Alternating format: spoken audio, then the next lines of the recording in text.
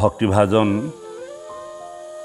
মোৰ জন্মে জন্মান্তৰ সেৱাস্থলী এই কলিযুগৰ ভক্তৰূপী ভগৱন্ত নৰনাৰায়ণ স্বৰূপ সাক্ষাৎ ঈশ্বৰ আৰু এই জগতৰ পৰম নিৰ্মল ভক্তিস্বৰূপা আইসকল সমস্তজনৰ চৰণত আমি শিৰ থৈছোঁ।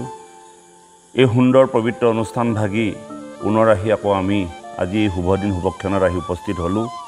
সকলোৰে সুন্দৰ বদন দেখি আমি আনন্দিত হৈছোঁ। ভগৱন্তে সকলোকে কুশলে ৰাখক আৰু সমস্তজনক যাতে ভগৱন্তৰ চৰণত ঠাই দিয়ক, এইকণ আমি এই ভাগৱতৰ আসনৰ পৰা সেৱা ধৰা হৈছে।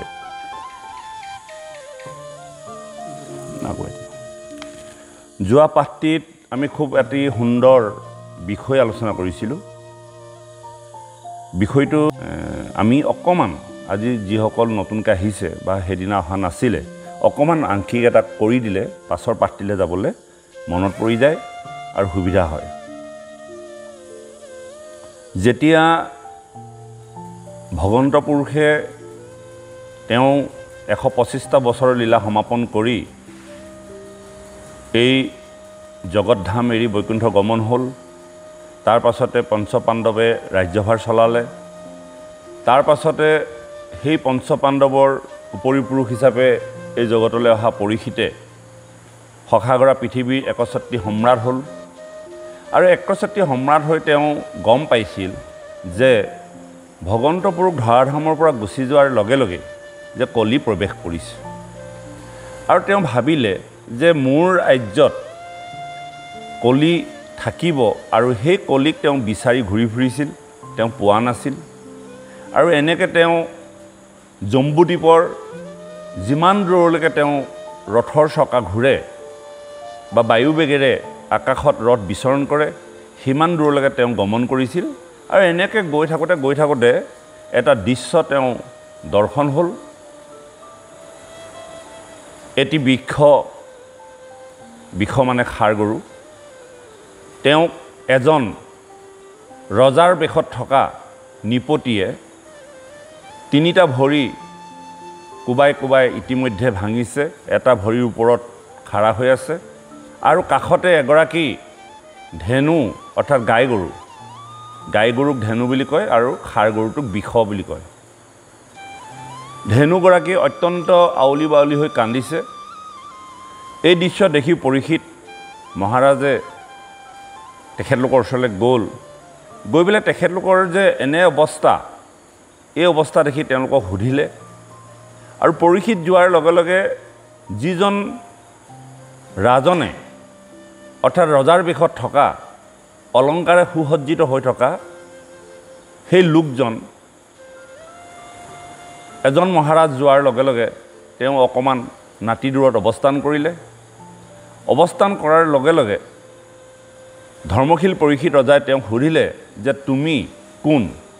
তুমি এই বিষ বা এই ষাঁড় গৰুটোক কিয় তুমি ইমান পিটি আছা? আৰু ইতিমধ্যে তুমি 3টা ভৰি ভাঙি পেলাইছা, অত্যন্ত কষ্ট হৈছে। আৰু সেই ধেনুৰূপী গাই গৰুজনীয়েও সেই বিষৰ এনেকুৱা এটা অৱস্থা দেখি অত্যন্ত দুখ কৰিছে, আউলি বাউলি হৈছে। পৰীক্ষিত ৰজাই লগে লগে তেওঁলোকক নিৰ্ভয় দিলে যে এই মুহূৰ্তৰ পৰা তোমাক বা তোমালোকক কোনেও এনেকুৱা ধৰণৰ কষ্ট বা অত্যাচাৰ কৰিব নোৱাৰে, যিহেতুকে মই আহি তোমালোকৰ ওচৰত উপস্থিত হ'লোঁ। এতিয়া তুমি কোৱাচোন বাৰু, মই তোমাৰ পৰিচয় জানিব বিচাৰিছোঁ। বিষৰ ফালে চাই পৰীক্ষিত ৰজাই ক'লে, আৰু তোমাৰ যে এনেকুৱা যন্ত্ৰণা হৈছে, কিহৰ কাৰণে যন্ত্ৰণা হৈছে বা তোমাক কোনে যন্ত্ৰণা এনেধৰণে দিছিলে? তেতিয়া ধৰ্মৰ ৰূপত থকা সেই বিষ তেওঁ পৰীক্ষিত ৰজাক কৈছিল যে জীৱনত মই যি যন্ত্ৰণা পাইছোঁ, এই যন্ত্ৰণাৰ সম্পৰ্কে যে তুমি সুধিছা, মই কাকনো দুখ দিম? আত্মীয় তত্ত্বৰ লোকৰ ওচৰত যদি কোৱা হয়, তেওঁলোকে ক'ব বিচাৰে যে আত্মাই আত্মাক কষ্ট দিছে। যদি আমি জ্যোতিষীৰ ওচৰলৈ যাওঁ, তেতিয়াহ'লে জ্যোতিষীয়ে ক'ব যে গ্ৰহৰ দুখত বা দেৱতাৰ দুখত এনেকুৱাখিনি হয়। আৰু কুতৰ্কী পণ্ডিতে ক'ব যে নিজ কৰ্মৰ ফলত এনেকুৱা ধৰণৰ হয়। আৰু বহুলোকে তেনেধৰণৰ মীমাংসা দিব। আৰু আমি কম যে কোনেও কাকো দুখ দিব নোৱাৰে আৰু এই সম্পৰ্কত পৰীক্ষিত ৰজাই বুজি পালে যে তেওঁ নিশ্চয় ধৰ্ম, কাৰণ ধৰ্মই কেতিয়াও আনক দুখ দিব নিবিচাৰে। যিসকল লোক ধৰ্মত অগ্ৰগতি হৈ থাকে বা ধৰ্ম গ্ৰহণ কৰি থাকে, তেওঁলোকৰ জীৱনত যদি কেতিয়াবা বহুত দুখ যন্ত্ৰণাও পায়, সেই সমস্ত দুখ যন্ত্ৰণা আনৰ ওপৰত জাপি দিবলৈ নিবিচাৰে। এই কথা পৰীক্ষিতে গম পালে যে বিষৰ ওপৰত থকা এওঁ নিশ্চয় ধৰ্মই হ'ব। মই সোধাৰ পাছতো তেওঁ আনক দুখ দিব বিচৰা নাই। তেওঁ কৈছে যে আমি যিখিনি জীৱনত দুখ আৰু যন্ত্ৰণা পাওঁ, সেয়া আনক দুখিবলৈ গ'লে নহ'ব। আৰু এই সিদ্ধান্তৰ ওপৰত যিসকল কৃষ্ণৰ সেৱক, ভগৱন্তৰ সেৱক, তেওঁলোকে কিন্তু এটা সিদ্ধান্ত দিছে। এই যে আজি ধৰ্মৰূপী বিষৰ যে এনেকুৱা এটা অত্যাচাৰ হৈছে বা যন্ত্ৰণা হৈছে, ইয়াৰ মূল কাৰণ যিসকল কৃষ্ণ সেৱক, ভগৱন্তৰ সেৱক, তেওঁলোকে কৈছে যে এই সমস্ত কাৰ্য ঈশ্বৰৰ ইচ্ছাতে হৈ থাকে। সিদ্ধান্তটো দিছে। বাকী আনৰ সিদ্ধান্তখিনি ইমান গ্ৰহণযোগ্য নহয়। মীমাংসাই কয় যে নিজৰ কৰ্মৰ ফলত হৈছে, জ্যোতিষীয়ে কয় গ্ৰহৰ দোষত হৈছে, কোনো লোকে কয় আত্মাই আত্মাৰ নামত কষ্ট ভুগিব লগা হয়। গতিকে এইখিনি সিমান গ্ৰহণযোগ্য নহয়। যিসকল কৃষ্ণ সেৱক ভকত, তেওঁলোকে ক'ব বিচাৰে যে জীৱনত যিবিলাক ঘটনা পৰিঘটনা হয়, এইবিলাক ঈশ্বৰৰ ইচ্ছাতে হৈ থাকে। আৰু সেই বিষ ধৰ্মৰূপী খাৰ গৰুটোক পৰীক্ষিতে নিৰ্ভয় দিলে, পুনৰ তোমাৰ এনেকুৱা অৱস্থা নহয়। আৰু ধেনুৰূপী বসুমতী ৰূপত যি আছিল, তেওঁ সুধিলে তুমি ইমান কিয় দুখ যন্ত্ৰণা পাইছা বা তোমাৰ দুখৰ কাৰণ মই জানিব বিচাৰিছোঁ। তেতিয়া সেই বসুমতী আয়ে যি ধেনুৰ ৰূপত আছিল, তেওঁ কৈছে যে মোক গৰ্ভত ইতিমধ্যে ধৰ্মৰ 4 খুঁটিৰ 3টা খুঁটি যে ভাগি গ'ল, আৰু 3টা খুঁটি ভাঙি দিয়াৰ কাৰণে মোৰ হৃদয়ত থকা যি শান্তি, সেই শান্তি নাইকিয়া হৈ গৈছে। ধৰ্মৰ দুখ যন্ত্ৰণা দেখি মই অত্যন্ত দূষিত হৈছোঁ। যিদিনা ভগৱন্ত পুৰুষে মোৰ বুকুত ধ্বজব্ৰজ পংকজ অংকুশ চিহ্নৰ দ্বাৰা অংকিত কৰি ৰাখিছিল, মই পৰম শান্তি পাই আছিলোঁ। আৰু যিদিনা ভগৱন্ত পুৰুষে মোৰ বুকুৰ পৰা গুচি গ'ল, সেইদিনাৰ পৰা মোৰ অত্যন্ত দুখ হৈছে।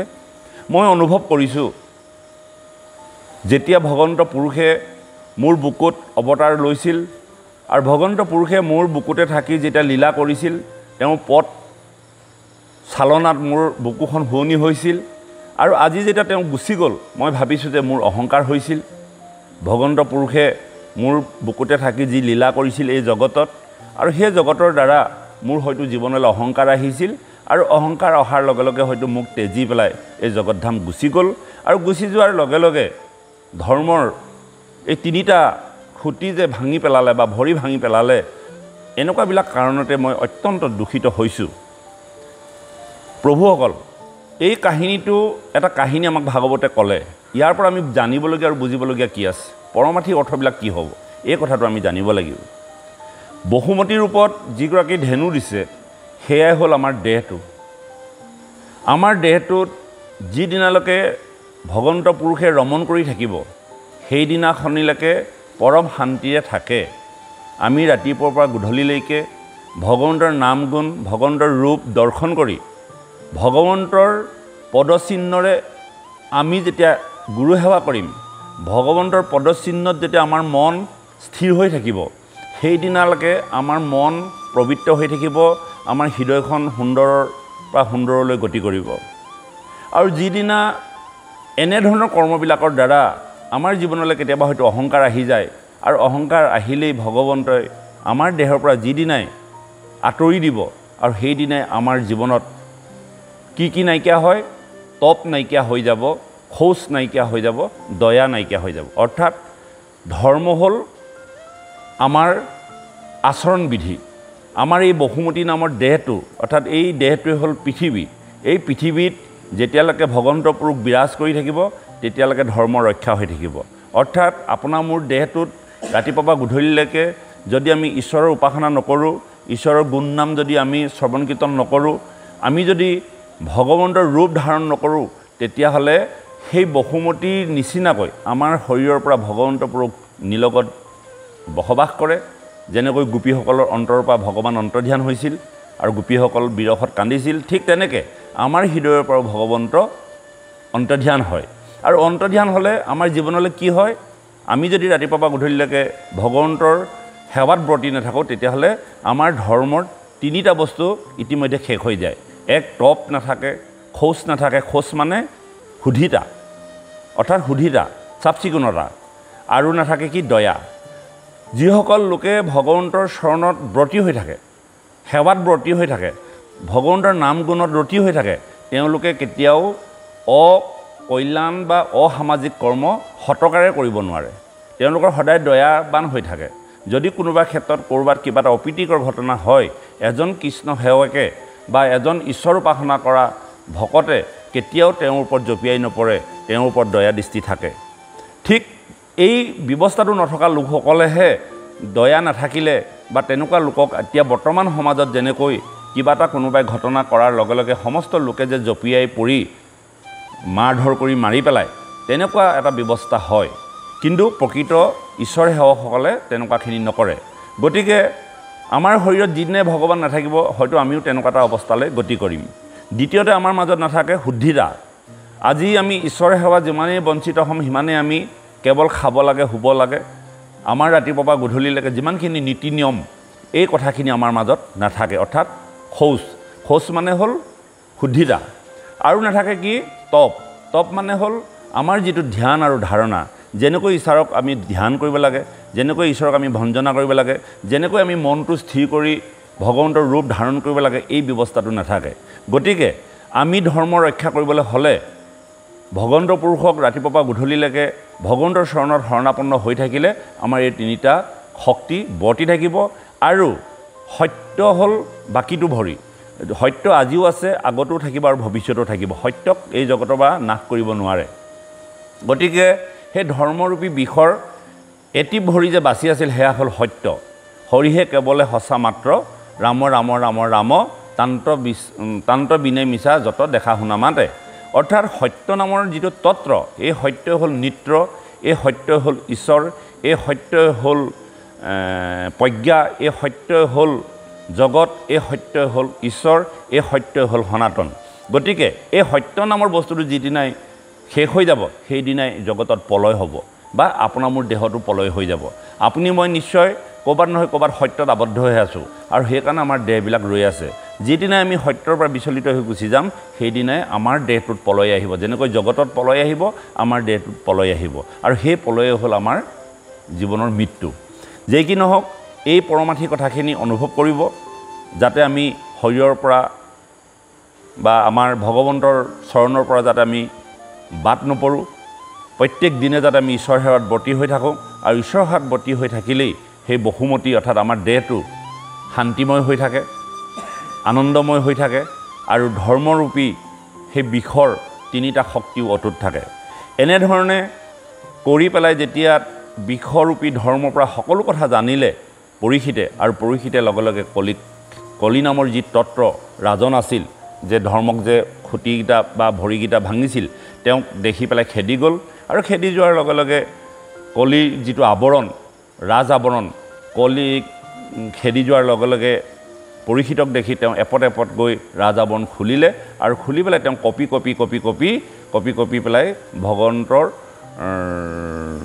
সেৱক পৰীক্ষিতৰ ওচৰত চৰণত দণ্ডতে পৰি ক'লে আৰু সেই মুহূৰ্তত পৰীক্ষিতে কলিক কাটি পেলাবলৈ লৈছিল যে কলিৰ যিখিনি চৰিত্ৰ সেই চৰিত্ৰখিনি অত্যন্ত বেয়া আৰু ধৰ্মশীল ৰজা পৰীক্ষিতে কৈছে যে মোৰ ৰাজ্যত ভগৱন্তৰ সেৱাৰ বাদে আৰু বেলেগ বস্তু থাকিব নোৱাৰিব তুমি যিহেতুকে মই গম পালোঁ কলি তোমাৰ গুণখিনি অত্যন্ত বেয়া পৰনিন্দা পৰচৰ্চা হিংসা লোভ মোহ কাম ক্ৰোধ দম্ভ দৈস্য অনেক যিখিনি বেয়া গুণ সেই বেয়া গুণৰ সমষ্টিয়ে হ'ল কলি বুলি ক'বলৈ যাওঁতে কলি এটা ৰজা বুলি কৈছে অৰ্থাৎ এই বেয়া সমষ্টিৰ মূল যিজন শক্তি সেই শক্তিটোৱে হ'ল কলি শব্দৰ অৰ্থ হ'ল কলহৰ পৰা কলি হৈছে স্ত্ৰীলিংগত ব্যৱহাৰ কৰাৰ কাৰণে দীঘৰিকাডাল লাগিছে কলহ মানে কলি মানে কাজিয়া আমাৰ জীৱনত যিখিনি থৈয়া নথৈয়া বাদ বিবাদ লোভ মোহ কাম ক্ৰোধ আহে গোটেই সমষ্টিখিনিকে কলি বুলি কোৱা হৈছে আৰু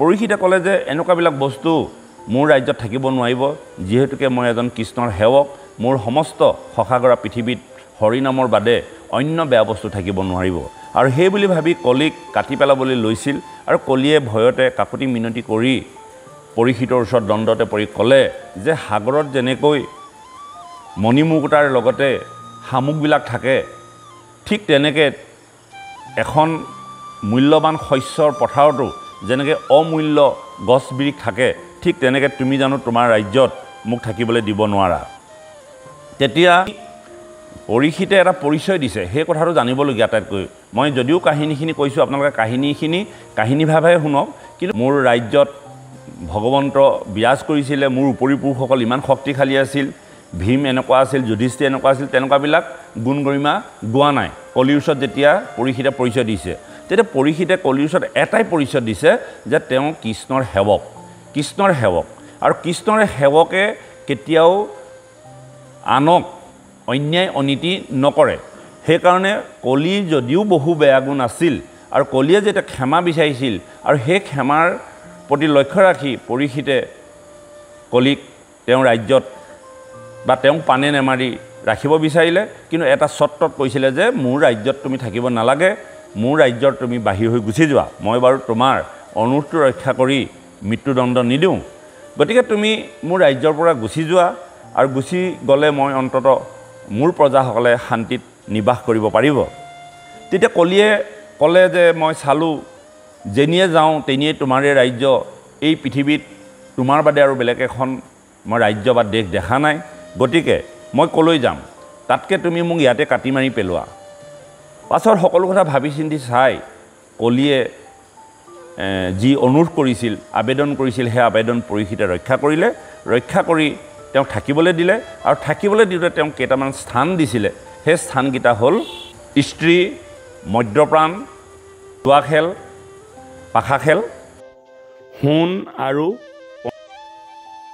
ধৰ্মৰ পঞ্চশোণা পাপ 5টা জেগাত তেওঁ থাকিবলৈ দিলে আৰু থাকিবলৈ দিয়াৰ পাছতে কলিয়ে নিজৰ জেগাখিনিত থাকিলে আৰু পৰীক্ষিত ৰজায়ো নিজৰ ৰাজ্য শাসন কৰিবলৈ গুচি আহিল এতিয়া গুচি আহি তাৰ পাছৰ যিটো পাঠ আছে একাদশ অধ্যায় দুলৰি পৰীক্ষিতৰ কলি নিগ্ৰহ এইখিনিলৈকে আমি যোৱা পাঠটিত আলোচনা কৰা হ'ল নে বাপ সেইখিনিয়ে নাছিলে জানো এইখিনি এবাৰ মানে আমি মনত পেলাই দিলোঁ এইকাৰণে কোৱা হয় কথাখিনি আমাৰ এটা নিয়ম থাকে বা স্কুলবিলাকতো পাঠবোৰ তেনেকুৱা হয় পিছদিনা যিটো পাঠ পঢ়োৱা হয় আগদিনাৰ পাঠটো অকণমান আওৰাই দিয়া হয় দুবাৰ আওৰালে আমাৰ ভুল নাই কাৰণ মনত থাকিবহে লাগে আমি বা কথাখিনি বৈষ্ণৱৰ গুণ চৰিত্ৰ গাব লাগে এতিয়া আমাৰ আছে একাদশ অধ্যায় দুলৰি পৰীক্ষিতৰ কলি নিগ্ৰহ হে ৰাম শুনি ঋষি হবে সুতক পখংখে চিৰঞ্জীৱ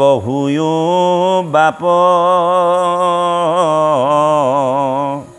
কৃষ্ণৰ চৰিত্ৰ অমিত পিয়ায়া খন্দিও সংসাৰ তাপ এ ৰাম কৰ্মটো আমাৰ ভাগিল বিশ্বাস বিঘিনি আত আশেষ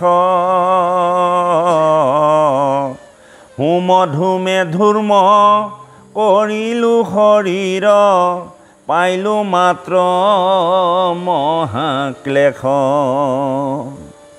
এই কথাখিনি সুতক প্ৰশংসা কৰিছে সৌনককে প্ৰমুখ্য কৰি সমস্ত ঋষিগণে সেই সুতমুনি তুমি চিৰঞ্জীৱী হোৱা তোমাৰ নিচিনা এজন সৎ মানুহ লগ পোৱাৰ কাৰণে আমি কৃষ্ণ কথা শুনিবলৈ সুযোগ আৰু সুবিধা পালোঁ কৃষ্ণৰ চৰিত্ৰবিলাক ইমান অমিত যি চৰিত্ৰ শুনি থাকিলে আমাৰ হেঁপাহ নপলায় আৰু কৃষ্ণ কথা শুনি আমাৰ সংসাৰত যিমানবিলাক তাপ আহে দুখ আহে বেদনা আহে এই সমস্তখিনিৰ পৰা আমি পৰিত্ৰাণ পাব পাৰোঁ তুমি জীৱনত আমাক ইমান ধন্য কৰালা তোমাৰ পদ্মমুখৰ দ্বাৰা যে আমি বিষ্ণু আৰু বৈষ্ণৱৰ কথা শ্ৰৱণ কৰিবলৈ সুযোগ আৰু সুবিধা পালোঁ তোমাক ভগৱন্তে কৃপা কৰক তুমি চিৰঞ্জীৱী হোৱা এই বুলি সৌনককে প্ৰমুখ্য কৰি সমস্ত ঋষিসকলে সেই হুতমুনিক ধন্যবাদ দিছে, প্ৰশংসা কৰিছে। লগতে তেওঁলোকে ক'লে যে সেই হুতমুনি, আমি পূৰ্বতে যেতিয়া কলি নামৰ এটা মহা যুগ আহিছে বুলি গম পালোঁ, ভগৱন্ত পুৰুষ এই ধৰাধামৰ পৰা গুচি যোৱাৰ পাছত, তেতিয়া আমি বহু হাজাৰ বছৰ যজ্ঞ আৰম্ভ কৰি দিলোঁ। কিয়নো কলি নামৰ দুৰ্যোগটো অহাৰ কাৰণে আমি তাৰ পৰা পৰিত্ৰাণ পাবলৈ আমি কি কৰিলোঁ, হাজাৰ বছৰ যজ্ঞই আৰম্ভ কৰি দিলোঁ। আৰু সেই হাজাৰ বছৰ যজ্ঞ আৰম্ভ কৰাৰ পাছত আমি তাৰ পৰা কোনো ধৰণৰ ফল নেপালোঁ। কাৰণ যজ্ঞ কৰি আছিল, কলি প্ৰৱেশ নহ'ব লাগিছিল, কিন্তু দেখিলোঁ যে আমি যজ্ঞ কৰি থকাতে থাকিলোঁ, কিন্তু কলিয়ে আহি আমাৰ ৰাজ্যত প্ৰৱেশ কৰিলে আৰু ইতিমধ্যে আমাৰ যজ্ঞৰ সম্পূৰ্ণ কাম বিফল হৈ গ'ল। সেইকাৰণে কৈছে যে কৰ্মটো আমাৰ ভাগিল বিশ্বাসত বিঘিনি আঁত আশেষ। আমি যিখিনি কৰ্ম কৰি আমি বিঘিনিৰ পৰা মুক্তি পাম বুলি ভাবিছিলোঁ, কিন্তু আমাৰ বিঘিনি আঁতৰি নগ'ল, বিঘিনি আহিলেহে। আৰু আমি যে হাজাৰ হাজাৰ বছৰ যে যজ্ঞ কৰিছিলোঁ, এই যজ্ঞৰ পৰা আমাৰ এটাই লাভ হ'ল, আমাৰ শৰীৰটো ধোঁৱাই লেতেৰা কৰি পেলালে। হুমে ধুমে ধূৰ্ম কৰিলোঁ শৰীৰৰ পাইলোঁ মাত্ৰ মহাক্লেশ। ক্লেশ মানে দুখ। কেৱল যজ্ঞ কৰি কৰি আমাৰ চুলিবিলাক ৰঙা হৈ গ'ল, দেহবিলাক ধোঁৱা বৰণীয়া হ'ল, কাপোৰবিলাক লেতেৰা হ'ল। আৰু ইমান বছৰ যে আমি যজ্ঞ কৰি আছিলোঁ, তাৰ কাৰণে আমাৰ জীৱনত কি আহিলে, দুখে আহিলে। আমি যিটো কামৰ পৰা পৰিত্ৰাণ পাম বুলি ভাবিছিলোঁ, সেই তাৰ পৰা কিন্তু কোনো পধ্যে পৰিত্ৰাণ নাপালোঁ। এই কথাখিনি আজি শৌনক মুনিয়ে হুতমুনিৰ আগত প্ৰকাশ কৰিছে। এতিয়া আমি যেতিয়া ক্লেশ পালোঁ, দুখ পালোঁ, এতিয়া তুমি আমাক কৃষ্ণ কথা পান কৰোৱাই আমাৰ মন পবিত্ৰ কৰা হে হুতমুনি। হে ৰাম পিয়ায়ো কৃষ্ণৰ পাদ পদ্ম মধু পাতক হুক নিৰ্মূল স্বৰ্গ মুখ্য সুখে ভকত সংগৰ অল্প কোনো হিকে তুল উননো ৰসজ্ঞে কৃষ্ণৰ কথাত বুলিবে ভৈলুতি পিতি ব্ৰহ্মা পশুপতি নপাৱন্ত অন্ত যাৰ গুণ গায়া নীতি। ইয়াত খুব এটা সুন্দৰ শব্দ দিছে, ৰসজ্ঞে। ৰসজ্ঞে কোননো ৰসজ্ঞে কৃষ্ণৰ কথাত বুলিবে ভৈলুতি পিতি ব্ৰহ্মা পশুপতি নপাৱন্ত অন্ত যাৰ গুণ গায়া নীতি। ৰসজ্ঞ শব্দটোৰ অৰ্থ হ'ল ৰসেৰে ভৰিপূৰ হৈ থকা লোক নহয়। যেনেকৈ আমি বেদজ্ঞ বুলি কওঁ, ৰসজ্ঞ বুলি কওঁ, জ্ঞানজ্ঞ বুলি কওঁ, নহয়নে বাৰু? ইয়াত ৰসজ্ঞ শব্দটোৱে এই কথাটো কৈছে যে যিসকল লোকে ৰস পান কৰাৰ পাছতো সেই ৰসে তৃপ্তি পলোৱাব নোৱাৰে, তেনে লোকৰ কথাহে ইয়াত উপস্থাপন কৰিছে। এতিয়া কোননো ৰসজ্ঞে, কোন সেইজন যে ৰসতেই যে তৃপ্তি পাই আছে? কোননো ৰসজ্ঞে কৃষ্ণৰ কথাটো বুলিবে ভৈলুতি পিতি। কোনজন লোকে ক'ব যে মই কৃষ্ণৰ কথাত তৃপ্তি পালোঁ আৰু মই কৃষ্ণৰ কথা শুনাৰ প্ৰয়োজন নাই? নহয়নে বাৰু?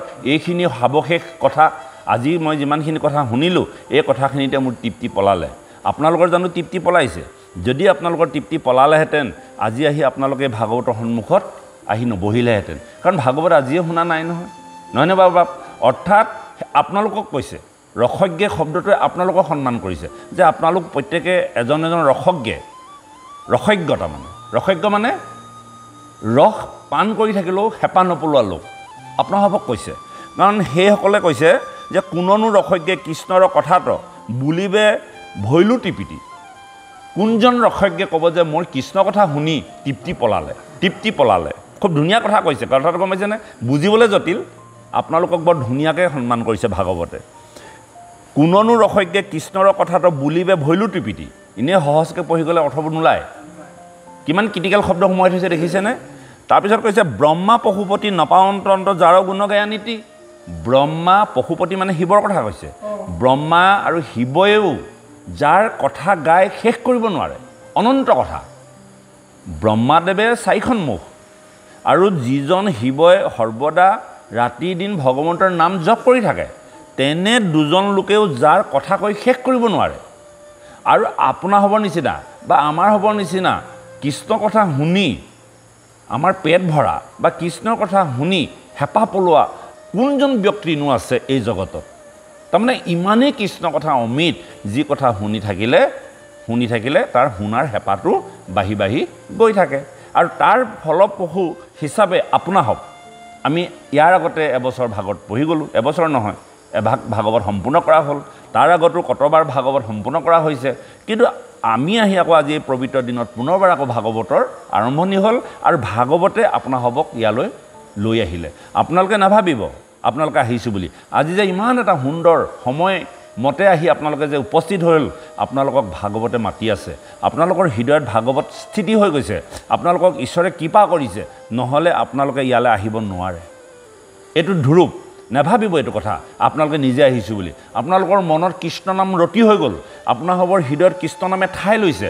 আৰু সেই কৃষ্ণ নামে আপোনালোকক কি কৈছে মন বুদ্ধি অহংকাৰ চিত হিচাপে থাকি আপোনাক কৈ আছে যে সময় হ'ল যোৱা ব'লা আপোনাক কোনে লৈ আহিছে আপোনাক লৈ আহিছে সেই পৰম ব্ৰহ্মৰূপী আপোনাৰ হৃদয়ত বাস হৈ আপোনাৰ বুদ্ধি নামৰ যিটো চিত সেই চিতত আপোনাক কৈ দিছে যে যোৱা অতি সোনকালে আৰু যিসকলৰ এই ব্যৱস্থাটো হোৱা নাই তেওঁলোকেহে এই ভাগৱতৰ কথা ভাবিবও পৰা নাই চিন্তাও কৰিব পৰা নাই এই যে আমাৰ ৰাজহুৱা নামঘৰ ভাগৱত যে এভাগ হৈ আছে ভাদ মাহৰ পবিত্ৰ দিনত তেওঁলোকে সেইবিলাক কথা উপলব্ধি অহা নাই কিয় অহা নাই তেওঁ চিত নামৰ তত্ত্বটোৱে তেওঁক সেই কথাখিনি মগজুত উপলব্ধি কৰাব দিয়া নাই কথাটো বুজিছেনে বাপ কথাটো নিজকে ভাবিবচোন এই কথাখিনি শুনিলে আপোনালোকৰ মনবোৰ ভাল লাগি যাব আপোনালোকে কিমান পবিত্ৰ আপোনালোকে কিমান সংস্কাৰী নাজানে আপোনালোকে কাৰণ সংস্কাৰী হোৱাৰ হেতুকেহে আজি এনেকৈ আহি আপোনালোকে বহিবলৈ সুযোগ আৰু সুবিধা পাইছে আৰু যুগে যুগে যাতে এই ভগৱন্তৰ যি কৃপা আপোনালোকৰ প্ৰতি থাকক আমাৰ প্ৰতিও থাকক কৃষ্ণ হে ৰাম হেন জানি হুত কৃষ্ণ তয়ে কান্ত ভকত তুমি সাক্ষাৎ কৃষ্ণৰ নিৰ্মল চৰিত্ৰ সকল কহিওৱাৱে আমাত আকৌ কি কৈছে তেনে এজন ৰসজ্ঞ কোন বুলি কৈছে হুতক কৈছে কোনে কৈছে সৌনককে প্ৰমুখ্য কৰি সমস্ত ঋষিসকলে হুতমুনি কৈছে তুমি এজন ৰসজ্ঞ তুমি এজন কৃষ্ণৰ সেৱক তুমি এজন কৃষ্ণৰ ভকত যাক আজি আমি পালোঁ আৰু যাক পোৱাৰ কাৰণে ভগৱন্তৰ নিৰ্মল চৰিত্ৰ কথা আমাক কৈ আমি সেই বছৰ বছৰ ধৰি হোমযজ্ঞ কৰি যিটো দুখ পাইছিলোঁ যিটো আমি ধুমে বা ধোঁৱাই আমাৰ শৰীৰটো লেতেৰা কৰি পেলাইছিল আজি কৃষ্ণৰ নিৰ্মল চৰিত্ৰ তুমি শ্ৰৱণ কৰাই আমাক কি কৰিলা জীৱন ধন্য কৰি পেলালা হে ৰাম হিতু পৰীক্ষিত নিপতি হুকত শুনি আজি মহাজ্ঞান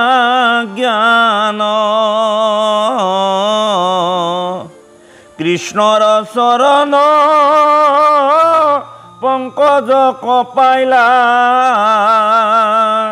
এৰিয়াই আনন্দে প্ৰাণ এ ৰাম হিতু হুক নিপ সংবাদ অদ্ভুত শ্ৰী ভাগৱত নাম পুৰাণৰ সূৰ্য যত ভকতৰ সাধৈ আতি প্ৰীতি কাম কৃষ্ণৰ চৰণত যি পংকজ সেই পংকজ যিজনে পান কৰিলে তেওঁতকৈ আৰু জীৱনত আনন্দিত ব্যক্তি নাই আৰু সেই কৃষ্ণৰ পৰম আনন্দিত চৰিত্ৰ কথা ক'ত উপস্থাপন হৈ আছে মহাভাগৱতত হৈ আছে সেইকাৰণে কৈছে যে পুৰাণৰ সূৰ্য যত ভকতৰ সাধৈ আতি প্ৰীতি কাম সাধৈ মানে সাধনা কৰে প্ৰীতি মানে স্নেহ প্ৰীতি মানে আনন্দ প্ৰীতি মানে মৰম সাধৈ আতি প্ৰীতি কাম এ ৰাম কৃষ্ণৰ চৰিত্ৰ আনন্দে আল্পুত সৰ্ববেদান্তৰ হাৰ কহিও সমস্ত দুখ হৌক অন্ত শ্ৰৱণে আৱে আমাৰ এ ৰাম ঋষি সমস্তৰ আদৰ দেখিয়া পৰম হৰিষ ভৈল আপোনাকে পাছে প্ৰশংসা কৰিয়া হুতে কহিবা কলৈ ল। সমস্ত ঋষিসকলে যেতিয়া সুতমুনিক প্ৰশংসা কৰিছে, তুমি এনে এভাগ ভাগৱত আমাক শ্ৰৱণ কৰোৱাই আছা, যি ভাগৱতত কৃষ্ণৰ পাদপংকজ বিৰাজ হৈ আছে, কৃষ্ণৰ পাদপংকজৰ কথা আমাক সোঁৱৰাই দিছা, কৃষ্ণৰ ৰূপ আমাৰ হৃদয়ত তুমি অংকিত কৰি দিছা, আৰু আমাৰ জীৱন ধন্য হৈ গ'ল। তুমি ভগৱন্তৰ একান্ত সেৱক, তোমাক পাই আমি আনন্দিত হ'লোঁ। এই কথাখিনি যেতিয়া শৌনককে প্ৰমুখ্য কৰি ইমান শ্ৰেষ্ঠজ্ঞ আৰু প্ৰজ্ঞাৱান লোকে সুত নামৰ অন্তৰ্য জাতি, যাক সেই সময়ৰ লোকসকলে তেওঁলোকে স্নান কৰা পানী যিমান দূৰলৈকে বৈ যায় সিমান দূৰলৈকে তেওঁলোকে থাকিব নোৱাৰা এটা নিষ্কুলীয়া জাতি বুলি যাক কৈ আছিল, আজি তেওঁৰ মুখেৰে সমস্ত ঋষিগণে কৃষ্ণৰ কথা শ্ৰৱণ কৰি যি আনন্দিত হৈছে আৰু আনন্দিত হৈ তেওঁক যি প্ৰশংসা কৰিছে, এই প্ৰশংসাৰ বিনিময়ত আজি সুতদেৱে আকৌ কৈছে যে কি বুলি কৈছে, ঋষি সমস্তৰ আদৰ দেখিয়া পৰম হৰিষভ হৈল, আপোনাকে পাছে প্ৰশংসা কৰিয়া সুতে কহিবাক লৈ ল।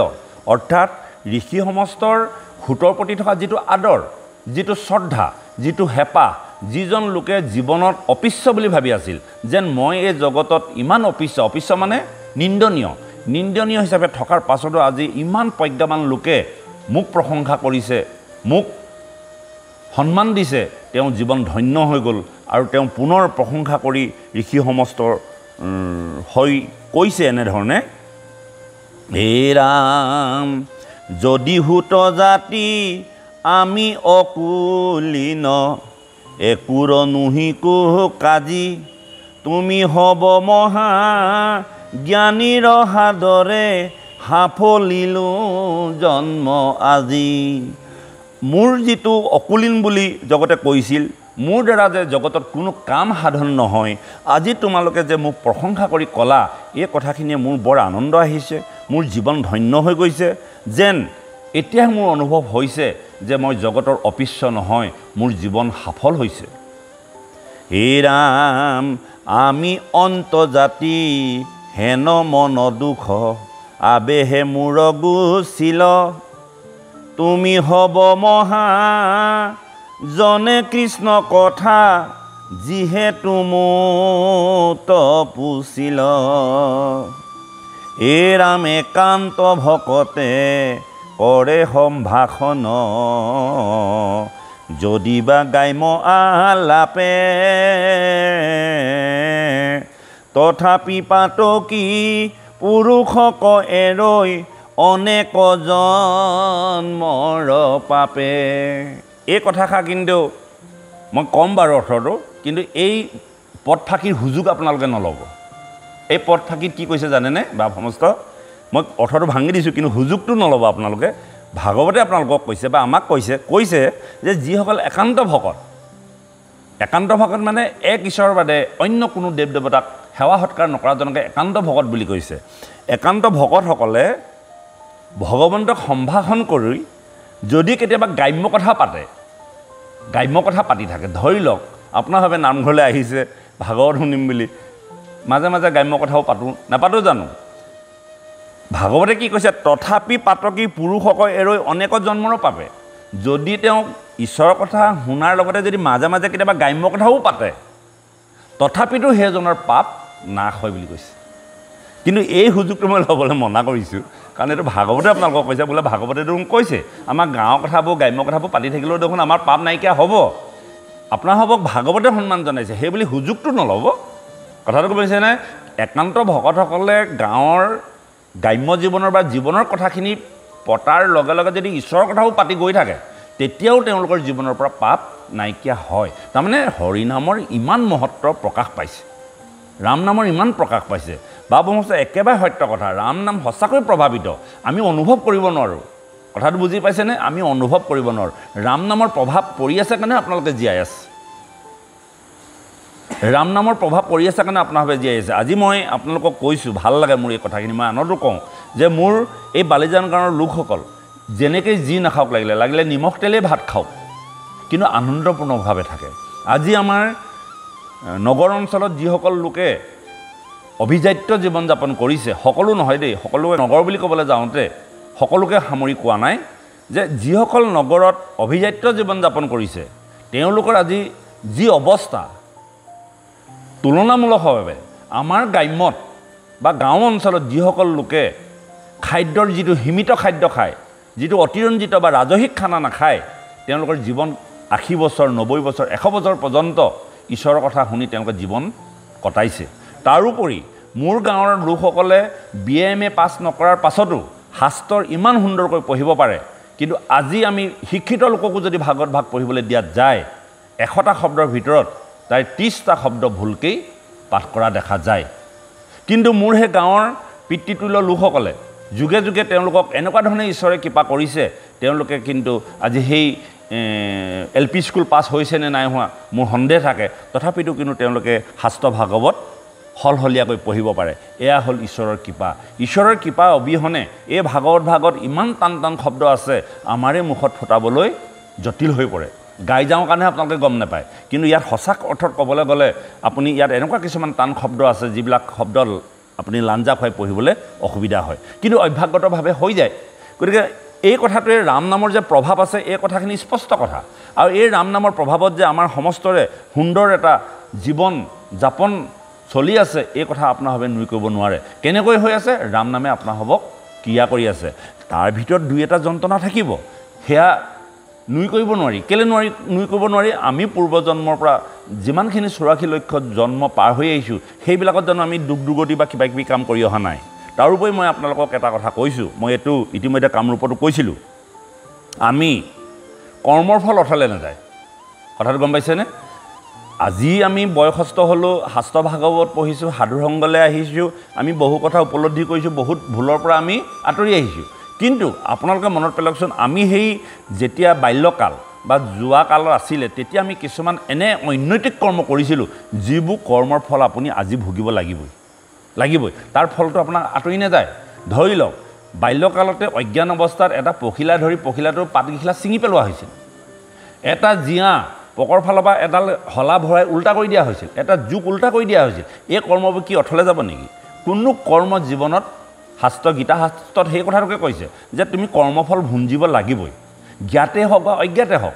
আজি আমি বুজা হোৱালৈকে যিমানখিনি কৰ্ম কৰি আহিলোঁ সেই কৰ্মখিনিত আমাৰ জীৱনৰ যিমানখিনি অপৰাধ বা আমি দূষণীয় কৰ্ম কৰি আহিছোঁ তাৰ কিন্তু ফল আমি ভুঞ্জিব লাগিবই।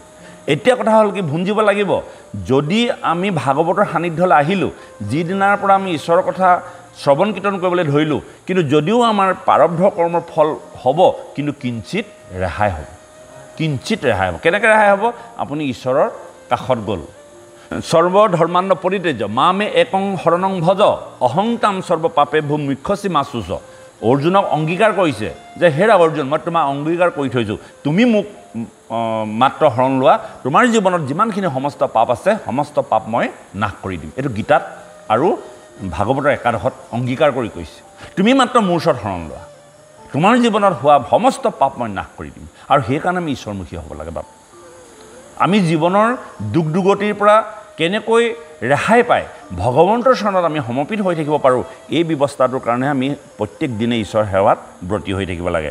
আমাৰ জীৱনৰ সংস্কাৰ বিচাৰি, আমাৰ জীৱনৰ দুখ দুৰ্গতিৰ ক্ষমা বিচাৰি প্ৰভু ভগৱন্তৰ চৰণত নিতে ক'ব লাগে যে হে প্ৰভু, হে দয়াময়, জ্ঞাতে বা অজ্ঞাতে তোমাৰ চৰণত কিমান যে আমি অনৈতিক আৰু ভুল কৰি আহিছোঁ, তাৰ পৰা তুমি এক বিন্দু মাফ কৰি তোমাৰ চৰণত যাতে আমি সেৱা আৰু সৎকাৰ কৰি জীৱনটো পাৰ কৰিব পাৰোঁ, এইকণ কৃপা কৰা। ভগৱন্তৰ পৰা খুজিবলগীয়া মাত্ৰ সিমানকণেই আছে। কেতিয়াও ধন ধান টকা পইচা বিচাৰি ভগৱন্তৰ চৰণত সেৱা নজনাব। ভগৱন্তৰ চৰণত সেৱা জনাবলগীয়া এইকণেই আছে, প্ৰাৰ্থনা সিমানকণেই, যিটো আমি গাই গ'লোঁ, কিমতে ভকতি কৰিব তোমাৰ তাত, গোটেই অৰ্থখিনি তাতেই পকা। মই মোহমতী, তোমাক সেৱা কৰিব নাজানো, মহাবলৱন্ত দুৰ্বাসনা অৰ্থাৎ বেয়া বাসনাখিনিয়ে শক্তিশালী হৈ মোৰ শৰীৰত বাস কৰি আছে। মহাবলৱন্ত দুৰ্বাসনা ঘূৰ। গতিকে এই মহাবলৱন্ত দুৰ্বাসনাবিলাক শৰীৰত থকাৰ কাৰণে তুমি মোৰ মনটো তেজি নাযাবাচোন, এৰি নাযাবাচোন। হে প্ৰভু দয়াময়, তোমাৰ ওচৰত যেনেকৈ আমি সেৱা সৎকাৰ কৰিব লাগে, স্তুতি তুতি কৰিব লাগে, আমি পৰা নাই। মাত্ৰ তুমি দাসৰো দাস টানৰ দাস বুলি গণ্য কৰি তোমাৰ হৃদয়ত তোমাৰ চৰণত মাত্ৰ ঠাই দিয়া, ইমানকণেই প্ৰাৰ্থনা। আৰু এইকণকে আপোনাভাৱে অন্তৰৰ পৰা ভগৱন্তৰ ৰূপ ধাৰণ কৰি ঈশ্বৰৰ ওচৰত শৰণাপন্ন হৈ থাকক। আপোনাৰ মোৰ ঘটি অহা জীৱনৰ দুখ দুৰ্গতি ভগৱন্তই চকু মেলি চাব। কেলৈ চাব? মই কোৱা কথা নহয়, ভগৱন্ত পুৰুষে অৰ্জুনক বাক্য কৰি থৈছে সৰ্বধৰ্মান্ন পৰিত্যাজ্য তাৰমানে সকলো ধৰ্ম বাদ দি দিয়া মামে একং শৰণং ভজ মাত্ৰ মোৰ তাত তুমি শৰণ লোৱা সেইটোৱেই কৃষ্ণ হে ৰাম মহাভকতৰ পৰম আশ্ৰয় ভগৱন্ত আত্মা ৰাম যিটো জনে এক শৰণ কৰিয়া হুমৰে তাহান নাম কেৱল ভগৱন্তৰ নাম কেৱল ভগৱন্তৰ বাদে আৰু বেলেগ কথা এবাৰো নাভাবিব জীৱনত ভগৱন্ত পুৰুষেই সৰ্ব দেৱতা ভগৱন্ত পুৰুষেই সৰ্ব আশ্চৰ্যতা বুলি ভাবি হৃদয়ত ভগৱন্তৰ ৰূপ ধাৰণ কৰি কেৱল ৰাতিপুৱা পৰা গধূলিলৈকে ভগৱন্তৰ ৰূপটো হৃদয়ত ৰাখক মাত্ৰ খাওঁতে বওঁতে শুওঁতে অন্যান্য সময়ত ভগৱন্তৰ বাদে আৰু বেলেগ কথা চিন্তা কৰিব নালাগে হে ৰাম হেহি ভকতৰ যদি নাম লৱৈ চাণ্ডালু হুৱে পবিত্ৰ হৰি নামে শুদ্ধ কৰিবে ইহাত আছে আৱে কোন চিত্ৰ হেন ভগৱন্ত অনন্ত শকতি গুণে সমহ নাহি যাক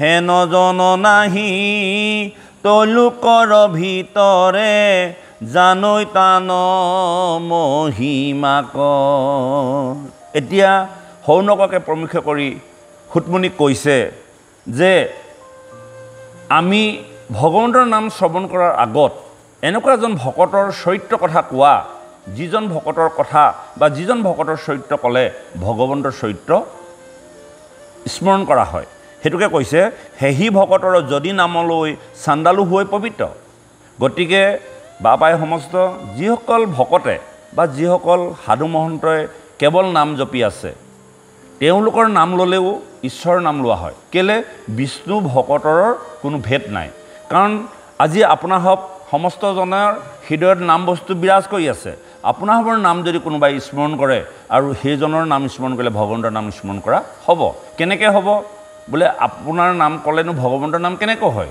আপোনাৰ চৰিত্ৰখিনি ক'বলৈ যাওঁতে আপুনি জীৱনত যিমানখিনি ঈশ্বৰ সেৱা কৰি আহিছে সেইখিনি কথাটো তাত সোমাই পৰিব আৰু সেইখিনি কথা সোমাই পৰাৰ লগে লগে আপুনি ভগৱন্তৰ কথা আহিব ভগৱন্তৰ সেৱা সৎকাৰ কৰিবলৈ গৈহে আপুনি এইখিনি কৰিছে গতিকে বিষ্ণু ভকতৰ কোনো ভেদ নাই কাৰণ বিষ্ণুৰ কথা ক'লে ভকতৰ কথা ক'ব লাগিব আৰু ভকতৰ কথা ক'বলৈ গ'লে বিষ্ণুৰ কথা আহি পৰিব সেইকাৰণে কৈছে যে হেন হেহি ভকতৰ যদি নামলৈ চাণ্ডালু হৈ পবিত্ৰ হৰি নামে শুদ্ধ কৰিবে ইহাত আছে আৱে কোন চিত্ৰ হে ৰাম হেন ভগৱন্ত অনন্ত শকতি গুণে সমহ নাহি যাক হেন জন নাহি তলুক ভিতৰে জানৈ তান মহিমাক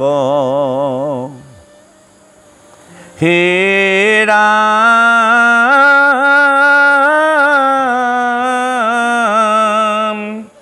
ব্ৰহ্মা আদি দেৱে প্ৰাৰ্থনা কৰন্ত তাকো এৰি লক্ষ্মী দেৱী নবাচন্ত কৃষ্ণে তথাপি থাকন্ত চৰণৰে নোক হেবি ব্ৰহ্মা আদি দেৱে কাক প্ৰাৰ্থনা কৰে লক্ষ্মীক প্ৰাৰ্থনা কৰে লক্ষ্মীক পূজা কৰে আৰু লক্ষ্মী আয়ে কি কৈছে ব্ৰহ্মা হৰে বা অন্যান্য দেৱতাসকলে ভগৱন্তৰ ভাৰ্যা লক্ষ্মী আইক সেৱা সৎকাৰ কৰি থকা সময়ত লক্ষ্মী দেৱীয়ে ব্ৰহ্মা হৰে মোক সেৱা কৰিছে বুলি সেই সেৱাক তুচ্ছ জ্ঞান কৰি লক্ষ্মী দেৱীয়ে কাক সেৱা কৰে ভগৱন্তৰ চৰণত সেৱাত হয় এই কথাটো কৈছে খুব ক্ৰিটিকেল কথাবিলাক ব্ৰহ্মা আদি দেৱে মানে 33 কোটি দেৱতাৰ কথা ক'লে ব্ৰহ্মা আদি দেৱে প্ৰাৰ্থনা কৰন্ত তাকো এৰি লক্ষ্মী দেৱী লক্ষ্মী দেৱীয়ে তেনেকুৱা সন্মানকো ত্যাগ কৰি দিয়ে যিজন ব্ৰহ্মাৰ দ্বাৰা যিজন মহেশ্বৰ দ্বাৰা বা 33 কোটি দেৱতাৰ দ্বাৰা গোটেই জগতত শক্তিৰূপে প্ৰচলিত হৈ আছে আৰু সমস্তজনে যেতিয়া লক্ষ্মী দেৱীক পূজা কৰে আৰু লক্ষ্মী দেৱীয়ে কি কৰে তেনেকুৱা পূজাক বাদ দি পেলাই ভগৱন্তৰ চৰণত ব্ৰতী হৈ থাকে হেতুকে কৈছে ব্ৰহ্মা আদি দেৱে প্ৰাৰ্থনা কৰন্ত তাকো এৰি লক্ষ্মী দেৱী নবাচন্ত কিনছে তথাপি থাকন্ত চৰণৰ এনেকুৱা হেবি হিমানখিনি সন্মান নিবিচাৰি কেৱল ভগৱন্তৰ চৰণৰ ৰেণু পাবলৈ লক্ষ্মী দেৱীয়েও চিন্তা কৰি থাকে কথাটো বুজি পাইছে না অকমান ক্ৰিটিকেলকৈ কৈ আছে সমস্ত দেৱতাই লক্ষ্মীক পূজা কৰে লক্ষ্মীয়ে আকৌ সেই সন্মানটো নিবিচাৰি সেই সন্মানকো এৰি পেলাই কি কৰিলে ভগৱন্তৰ চৰণৰ ৰেণু পাবৰ কাৰণে সদায় অনন্ত হৈজাত চৰণ মোহাৰি আছে হে ৰাম যাৰ পদ নখে ব্ৰহ্মাণ্ড ফুটাইলা পৰে জলধাৰা বৈ দিলা অঘ্য পাৱে সেই জলে ধৰি কমণ্ডলো পাতি লৈ সেই অঘ্য জল গংগা হুয়া জাত জগত পবিত্ৰ কৰে প্ৰভু পাদুদক বুলি মাথা পাতি ধৰিলন্ত মহেশ্বৰে ভগৱন্তৰ বুঢ়া আঙুলিৰ নখৰ কোবত ব্ৰহ্মাণ্ড ফুটি গৈছিল কথাটো বুজি পাইছেনে যিটো আমি গাওঁ তলুকক আকমিলা চৰণৰ গতি তজু পাদু দকি গংগা ভৈলা উতপতি যিটো আমাৰ ২৪তম অৱতাৰৰ প্ৰথম কীৰ্তনজনত লিখা আছে নহয়নে বাপ এই কথাটো ইয়াত আছে অৰ্থাৎ দিলা যাৰ পদ নখে ব্ৰহ্মাণ্ড ফুটাইলা যাৰ ভৰিৰ নখ লাগি ব্ৰহ্মাণ্ডখন ফুটি গৈছিল ব্ৰহ্মাণ্ড মানে এটা কণী ব্ৰহ্মযোগ অণ্ড ব্ৰহ্ম মানে জীৱ অণ্ড মানে হ'ল কণী গোটেই সমস্ত যেনেকৈ আমি আপোনাৰভাৱে যদি বুজাই দিবলৈ বিচাৰোঁ এতিয়া কন্দু বাঁহটো দেখিছেনে কন্দু বাঁহটোৰ ভিতৰত কিমান কন্দু সোমাই থাকে এটা জাতৰ কন্দু এতিয়া আপুনি যদি গোটেই ব্ৰহ্মাণ্ডখন তেনেকুৱা এটা বুলি ভাবে আৰু সেই ব্ৰহ্মাণ্ডখনৰ ভিতৰত কিমান জীৱ সোমাই আছে গছ গছনি লতা লতিকা পোক পৰুৱা বিষ্টা পলু মানুহ জীৱ জন্তু স্থলচৰ জলচৰ উভচৰ গোটেই বস্তুবোৰ লগ লাগি যিটো টোপোলা হৈ আছে বা অণ্ড হৈ আছে তাকে কি কৈছে ব্ৰহ্মযোগ অণ্ড ব্ৰহ্মাণ্ড তাৰমানে জীৱৰ এটা সমষ্টি এটা বলটোৰ নিচিনাকৈ আছে সেইখনকে ব্ৰহ্মাণ্ড বুলি কৈছে কথাটো বুজি পাইছেনে সেই ব্ৰহ্মাণ্ডৰ ভিতৰত অকল আপুনিয়ে নাই ব্ৰহ্মাণ্ডখনত আছে জানো আপুনি যেনেকৈ এখন ঘৰ তৈয়াৰ কৰিছে আমাৰ ঘৰখনত যেনেকৈ অকল মানুহেই নাথাকোঁ পোক পৰুৱা জেঠী পঁইতাচোৰাৰ পৰা ধৰি সাপ বেঙলৈকে সকলো থাকে ঠিক তেনেকৈ আমাৰ ভগৱন্তে যিখন সৃষ্টি কৰা ব্ৰহ্মাণ্ড সেই ব্ৰহ্মাণ্ডখনত সমস্ত ৮৪ লক্ষ জীৱ আৰু মানুহ নামৰ শ্ৰেষ্ঠ জীৱও সেই ব্ৰহ্মাণ্ডটোত সোমাই আছে আৰু ভগৱন্ত সেই ব্ৰহ্মাণ্ডৰ ক'ত থাকে বাহিৰত অৱস্থান কৰে ব্ৰহ্মাণ্ডৰ ভিতৰত ভগৱন্ত নাথাকে তেওঁ অংশ হিচাপে জীৱবিলাকক জীৱ অংশে প্ৰৱেশিলা তুমি গাঁৱে গাঁৱে আৱে তোমাকো ভজো সৰ্বভাৱে আৱে আমি তোমাকো ভজো সৰ্বভাৱে জীৱ অংশে তুমি প্ৰৱেশিলা গাঁৱে গাঁৱে আৱে আমি তোমাকো ভজো সৰ্বভাৱে গতিকে আমি ঈশ্বৰক ভজিবলগীয়া হৈছে নহ'লে আমাক ঈশ্বৰক ভজিবলগীয়া নাছিলে আমাক সৃষ্টি কৰাৰ পাছত যেতিয়া ব্ৰহ্মদেৱে আমাক সৃষ্টি কৰিবলৈ ভগৱন্তৰ কৃপা হৈছিল আৰু আমাক সৃষ্টি কৰাৰ পাছত যেতিয়া আমাৰ এই সৃষ্টিৰ দেহবিলাক যেতিয়া চলাচল কৰিব নোৱাৰিছিল আৰু তেতিয়া ভগৱন্তৰ ওচৰত তেওঁ ব্ৰহ্মাই কাকতি কৰিছিল আৰু কাকতি কৰাৰ পাছত ভগৱন্তই নিজে আহি সেই দেহবিলাকক নিজে প্ৰৱেশ কৰিলে আৰু প্ৰৱেশ কৰি দিয়াৰ লগে লগে আপোনাৰ হব চৈতন্য হৈ গ'ল ঠেং মূৰ জোকাৰি কাণ মূৰ জোকাৰি আছে আৰু যিদিনাই ভগৱন্তই আপোনাৰ মোৰ দেহটো বেয়া পাব বোলে মই নাথাকোঁ এখন দেশত সেইদিনাই আমি জোৰে মানুহ ততে পৰি থাকিম আৰু সেইজনকে আমি ভজো আচলতে আমি ভগৱান বিচাৰি ক'ত ক'ত যাওঁ কিন্তু ভাগৱতে সেইটো কথা নাই কোৱা আমি ভগৱান বিচাৰি গোটেই ঘূৰি ফুৰোঁ নহয় য'তে ত'তে গছে চছে নদীয়ে পৰ্বতে পাহাৰে গতিকে কৈছে ভগৱান সেইজন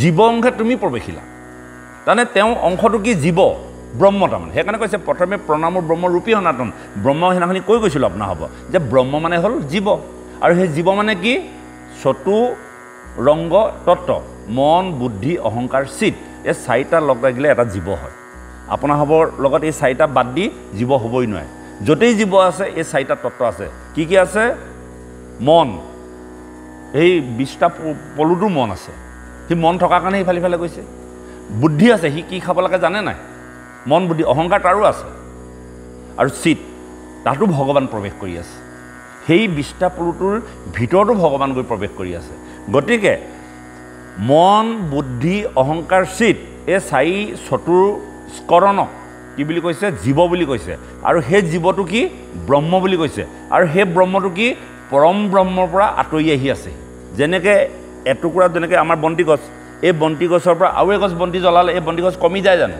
নেযায় এনেকৈ বন্তি গছৰ পৰা গোটেই পৃথিৱীখন জ্বলাই দিব পাৰিব কিন্তু এই বন্তি গছ একো ক্ষতি নহয় সেই তত্ত্বটোৱে হ'ল আমি জানিবলগীয়া কথা যে ভগৱন্ত সেইজন প্ৰত্যেকৰ হৃদয়ে হৃদয়ে প্ৰৱেশ কৰি আছে জীৱ অংশে তুমি প্ৰৱেশিলা গাঁৱে গাঁৱে আৱে আমি তোমাক ভজোহো সৰ্বভাৱে সেইকাৰণে আমি তোমাক ভজিব লগা হৈছে নহ'লে তোমাক ভজিবলগীয়া নাছিলে গতিকে এতিয়া সেই কথাটো কৈছে যাৰ পদ নখে ব্ৰহ্মাণ্ড ফুটাইলা পৰে জলধাৰা বৈ লগে লগে তেওঁ এটা জলধাৰা বৈ আহিলে এতিয়া কি কৰিলে দিলা অঘ্য পাৱে সেহি জলে ধৰি কমণ্ডলো পাতি লৈ অৰ্থাৎ সেই অঘ্য মানে অৰ্ঘ্য মানে পানী সেই অৰ্ঘ্য বা সেই জল কেনেকৈ আহিলে জলধাৰা হৈ বৈ আহোঁতে ব্ৰহ্মাই কি কৰিলে কমণ্ডলোত ভৰাই ৰাখিলে তাৰ পাছৰ পদটোত এনেধৰণে কৈছে এই ৰাম সেই অৰ্ঘ্য জল গংগা হুয়া জাত জগত পবিত্ৰ কৰে প্ৰভু পাদুদক বুলি মাথা পাতি ধৰি লন্ত মহেশ্বৰে ব্ৰহ্মাদেৱে কমণ্ডলত ভৰাই ৰাখিলে আৰু মহাদেৱে কি কৰিলে নিজৰ শিৰ পাতি সেই পাদুদকী গংগা ধৰিলে নহয়নে বাপ আৰু কেলে ধৰিলে ভগৱন্তৰ চৰণ স্পৰ্শ কৰি আহিছে আৰু সেইকাৰণে সেই জলক গংগা বুলি কোৱা হয় আৰু সেই গংগা আজিও ভাৰতবৰ্ষত পুণ্যভূমিত বৈ আছে সমস্ত লোক গংগালৈ যায় আৰু গংগাত স্নান কৰে আৰু সেই গংগাৰ স্নানে সমস্ত ভাৰতভূমি পবিত্ৰ কৰি ৰাখিছে এতিয়া গংগাজল মানে আমি ভগৱন্তৰ চৰণৰ পৰা যি গংগা নিৰ্মিত কৰিব পাৰি সেয়ে হ'ল গংগাজল ভগৱন্তৰ চৰণ স্পৰ্শ হৈ অহা পানীখিনিৰ কাৰণে গংগাজল আৰু সেই গংগাজল নিবিচাৰি আমাৰ ভকতসকলৰ চৰণৰ পৰাও আমি গংগাজল ব্যৱহাৰ কৰিব পাৰোঁ কেলে কৰিব পাৰোঁ কোনজন ভকতৰ পৰা যিজনে একান্ত ভকত যিজনৰ সমস্ত হৰি ঈশ্বৰৰ নামৰ অৰ্পিত হৈ আছে যিজনৰ পদ সমস্ত তীৰ্থমুখী যিজনৰ হাত সমস্ত ঈশ্বৰৰ কৰ্মত নিয়োগ কৰি থাকে তেনে এজন লোকৰ যদি আপুনি চৰণ স্পৰ্শ কৰি বা চৰণত জল নিশ্চিত কৰি যদি আপুনি শৰীৰত ধাৰণ কৰে সেয়াও হ'ব আপোনাৰ ভগৱন্তৰ পদজল ইয়াত ভাগতে কৈ আছে আৰু সেই ভগৱন্তৰ ব্ৰহ্মাণ্ড ফুটি যেতিয়া ধাৰা বৈ আহিছিল সেই ধাৰা ভগৱন্তৰ চৰণ স্পৰ্শ কৰি অহাৰ কাৰণে তেওঁক কি বুলি কৈছে গংগাজল আৰু সেই গংগাজল ইমানেই পবিত্ৰ ব্ৰহ্মাই কমণ্ডলত ভৰাই ৰাখিলে আৰু মহেশে ক'ত নথম বুলি নিজৰ শিৰ পাতি তাতেই গংগা ধৰি ৰাখিলে হে ৰাম দেৱতাৰো দেৱ পৰম ঈশ্বৰ হেনয় কৃষ্ণ কহতে যি গুৰুদ্ৰোহ কৰি কোননো পামৰে মৰিবে আনক ভজি খুব সুন্দৰকৈ যদি লেচনবোৰ বা পাঠবিলাক যদি আমি প্ৰতিটো শব্দ অৰ্থ বিচাৰি যাওঁ তেতিয়া কি বুলি ক'লে আমাক যে তেনেকুৱা এজন পৰম দেৱতাক এৰি কোনেনো আন দেৱতাক ভজি পেলাই আত্মঘাতী হৈছে কি প্ৰয়োজন আছে অন্য এজন দেৱতাক ভজিবলৈ যিজন দেৱতাৰ ব্ৰহ্মাণ্ডৰ নখৰ কোবত গংগা বৈ আছে আৰু সেই গংগাৰ পৰা সমস্ত জীৱ পবিত্ৰ হৈ আছে তেনেকুৱা এজন পৰম দেৱতাক নভজি অন্য দেৱতাক ভজি পেলাই কিয় তেওঁ জীৱনৰ আত্মঘাতী কৰি আছে নে বাপ ভাগৱতে কোৱা নাই জানো এইবিলাক কথা এইটোকে কৈছে আৰু তেওঁ কি বুলি কৈছে দেৱতাৰো দেৱ অৰ্থাৎ যিমানখিনি দেৱতাক আমি ভজিবলৈ গৈ আছোঁ সেই দেৱতাবিলাকৰ শ্ৰেষ্ঠ দেৱতাৰো দেৱ পৰম ঈশ্বৰ হেনয় কৃষ্ণক তেজী মানে ত্যাগ কৰা সেইজন কৃষ্ণক তেজী গুৰুদ্ৰোহ কৰি কোননো পামৰে মৰিবে আনক ভজি আৰু সেইজনে হ'ল গুৰুদ্ৰোহী বুলি যে কোৱা হয় সেইজনেই গুৰুদ্ৰোহী হে ৰাম কৃষ্ণৰ চৰিত্ৰ উচিলা আমাত কৈ বুজে নলৱৈ মতি প্ৰভুৰ পৰম লীলা সমস্তে কহিবুকাৰহকতি পখা অনুৰূপে উৰা কৰৈ পখী নপাই আকাশৰ অন্ত সেহিমতে কৃষ্ণ লীলা গুণ গাৱৈ যতে কমহা মহন্ত। এই বাক্যশাৰীৰ লগত আমিও সংযোগ কৰিব বিচাৰিছোঁ। আজি আপোনাসৱক আমি ভাগৱত কৈছোঁ, আপোনাসৱে শ্ৰৱণ কৰিছে। সেই সুতমুনি নিচিনাকৈ ময়ো আজি ধন্য হৈছোঁ, ময়ো ধন্য হৈছোঁ। যেনেকৈ সমাজৰ ময়ো এজন দাসৰ দাস প্ৰাণৰ দাস অন্তৰ্য, অৰ্থাৎ মোৰ বুলিবলৈ কি বস্তু আছে। আজি কিন্তু মোৰ জীৱন ধন্য হৈছে যেন এনেকুৱা লাগিছে যে আপোনাসৱৰ সংগত ভাগৱত ক'বলৈ মোক ভগৱন্তই যিকণ সুবিধা দিছে। আপোনাসৱে যদি শ্ৰৱণ নকৰিলেহেঁতেন মই জানো আপোনাসৱৰ আগত ভাগৱত ক'ব পাৰিলোহেঁতেন বাপ। কিন্তু এই যে মই ভাগৱত কৈছোঁ বা আমাৰ দ্বাৰা ভাগৱত কোৱা হৈছে আৰু আপোনাসৱে যে শ্ৰৱণ কৰিবলৈ এই বছৰ বছৰ ধৰি ঠাণ্ডা গৰম নেওচি ইয়াত উপবিষ্ট হৈছে, এয়া কেৱল ঈশ্বৰৰ ইচ্ছাত হৈ আছে। তাৰ কাৰণে আমি ভগৱন্তৰ ওচৰত কৌটি কৌটিবাৰ প্ৰাৰ্থনা জনাই আছোঁ প্ৰত্যেক দিনে, হে প্ৰভু, যাতে এনেকুৱা কৰ্ম তুমি কৰোৱাই আছা, এনেকুৱা কৰ্মত যাতে মোৰ দম্ভ অহংকাৰ কোনোদিনে নাহে।